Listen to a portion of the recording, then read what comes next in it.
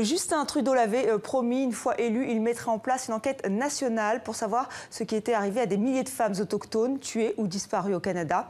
Et c'est fait, et c'est notre une francophone.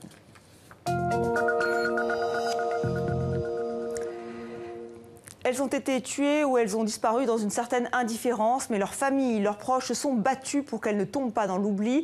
Ces femmes étaient des autochtones canadiennes. Justin Trudeau, le Premier ministre canadien, avait promis de lancer une enquête nationale. Elle débute aujourd'hui. Alors nous sommes en duplex avec Catherine François, notre correspondante à Montréal. Comment ça va se passer cette enquête ? Alors, cette commission d'enquête est présidée par une juge autochtone qui est originaire de la Colombie-Britannique. Elle va être assistée par 4 commissaires, dont Michèle Audette, qui est l'ex-présidente de l'Association des femmes autochtones du Québec. Alors, vous l'avez dit, l'objectif de cette commission, c'est d'essayer de faire la lumière sur ces meurtres inexpliqués, ces disparitions de milliers de femmes autochtones au Canada au cours des 30 dernières années et bien sûr se pencher sur la problématique de la violence faite aux femmes autochtones au Canada. Cette commission va pouvoir assigner des témoins, elle va pouvoir réclamer des documents, des preuves. Par contre, elle ne pourra pas porter d'accusation. Tout nouvel élément de preuve devra être présenté aux policiers qui, eux, poursuivront leurs enquêtes en parallèle sur ces meurtres et sur ces disparitions. C'est un mandat de 2 ans pour cette commission. Elle doit rendre un rapport final en décembre 2018 et dans un premier temps, les premiers témoignages, les premières audiences devront commencer au mois de décembre. Merci Catherine et à très bientôt. 64 minutes, c'est toute l'actualité francophone. Quels ont été les sujets retenus par nos partenaires belges, suisses, français, québécois? On voit tout cela avec Isabelle Soler. C'est vu d'ici, vu d'ailleurs. Marianne, le symbole de la République, elle a le sein nu parce qu'elle nourrit le peuple. Le Premier ministre de la République exemplaire a commis une erreur, sinon 2 ou 3. Le Premier ministre est-il allé récemment place de la République?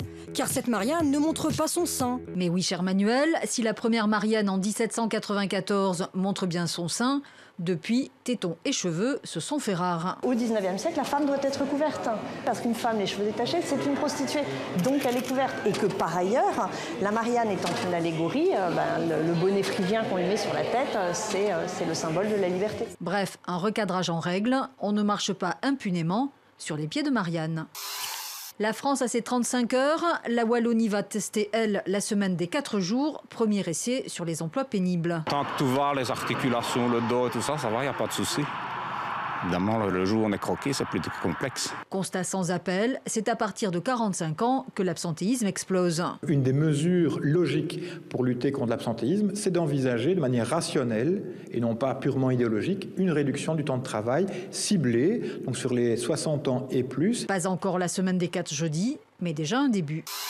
Covoiturage, Airbnb, l'économie collaborative est partout. Illusoire de penser qu'elle allait bien longtemps échapper au fisc. Voilà qui est, si j'ose dire, réparé. Quoi déclarer? Eh bien, c'est assez simple. C'est le revenu dès le premier euro. Mais ce revenu, c'est évidemment pas toutes les sommes qu'on va percevoir. Il faut déduire les coûts et les frais engagés à l'occasion de la transaction. Mais comment départager bénéfices et partage de frais? Si vous hésitez, ne vous en faites pas. Votre percepteur, lui, saura. Printemps pluvieux, viticulteur grincheux, le mildiou, cette pourriture de la vigne, a frappé férocement dans le canton de Vaud en Suisse. On a jusqu'à 95% de pertes. Là, j'estime à plus d'1 million de francs pour ces 55 hectares qui ont été traités. Dur pour ces vignerons qui venaient de passer au bio. On a fait trop confiance peut-être à certaines personnes. Mildiou et polémique, l'été indien s'annonce rude sur les bords du Léman.